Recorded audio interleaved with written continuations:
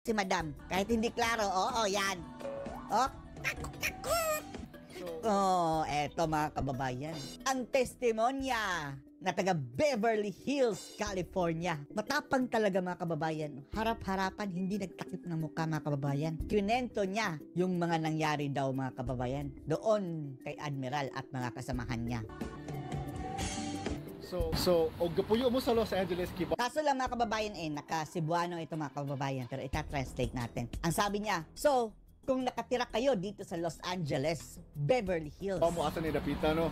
Alam niyo na kung saan ito. Ewan lang natin, ayan mga kababayan. Presinto ba yan? Ewan lang natin, pero parang presinto mga kababayan, police station. So, this is Beverly Hills. I'm in Beverly Hills right now. Kiba mo nga nung nagkagidlay, nagkagubot-gubot na karon ng mga Marcoses? Alam nyo ba kung bakit natataranta ngayon ang mga Marcoses? Ha? Alam nyo? Kaya nahitabo manggod ni Lisa, Dahil ang nangyari kasi kay Liza Araneta. karon wala siya gipalupad, wala siya gipapauli sa Pilipinas. Hindi siya pinalipad. Hindi siya pinauwi sa Pilipinas. Kay ang building nga ako nakita karon, I'm not going to show it. Dahil ang building na nakikita ko ngayon, yung kaharap niyang building mga kababayan, at hindi niya ipapakita sa camera. But it is where Lisa Marcos o katong tag-iya Sara Stans stay. Diyan pala mga kababayan na malagi si Liza Araneta Marcos at yung namatay na lalaki mga kababayan na may-ari ng Rastan. Dito sa Los Angeles. Diyan sa Los Angeles. Sa Beverly Hills. Sa Beverly Hills. Po manggod ani god. Ang nangyari kasi dito, Kay si Lisa o kining lalaki nga tag-iya sa kanang di na ko i-mention nga. dahil etong si Liza at yung lalaking namatay mga kababayan na may-ari ng Rastans. Tag-iya sa Rastans na overdose manggod din siya tigamit og droga. Na-overdose ng droga dahil hindi ito gumagamit talaga mga kababayan ng droga. Gas nya karon na overdose sa drogas.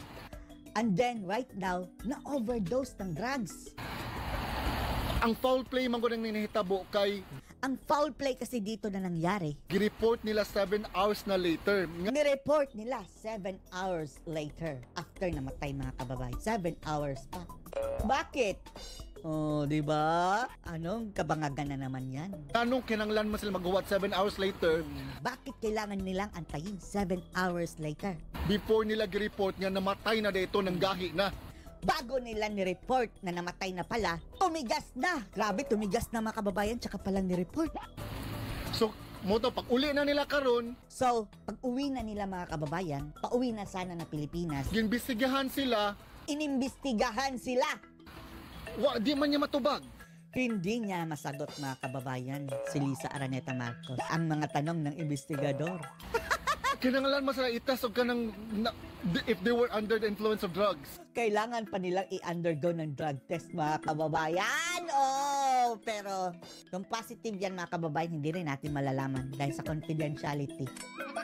Pero at least mga kababayan, baka mayroong mag-leak niyan. Resulta ng drug test. Mo na karon nagkagidlay na sila. Kaya ngayon mga kababayan, natataranta na daw sila. So sa baniog yun na diri karon sa Tibok, Los Angeles, Usap-usapan yan dito sa Los Angeles community. especially sa kanang Filipino community here in the Sa Beverly Filipino community sa Beverly Hills, California. Hills area. I just live a couple of blocks away from where it happened. So, Few blocks away lang siya nakatira mga kababayan kung saan iyan nangyari. nabaniog gud siya. Usap-usapan talaga dyan. So muna karon gaba na ninyo mga Marcoses, mga putang ina kamo.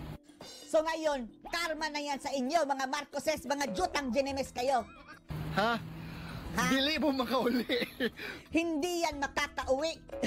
Si Marcos Liza. Tungod kay imo puros mo mga adik.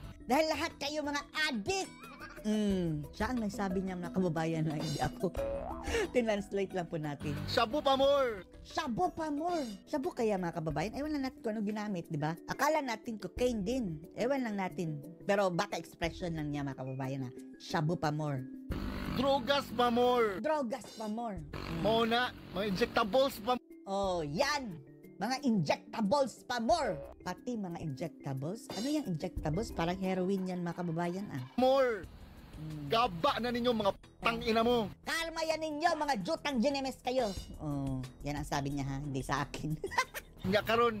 And then ngayon, So slipper gyud kay ko kay di gyud siya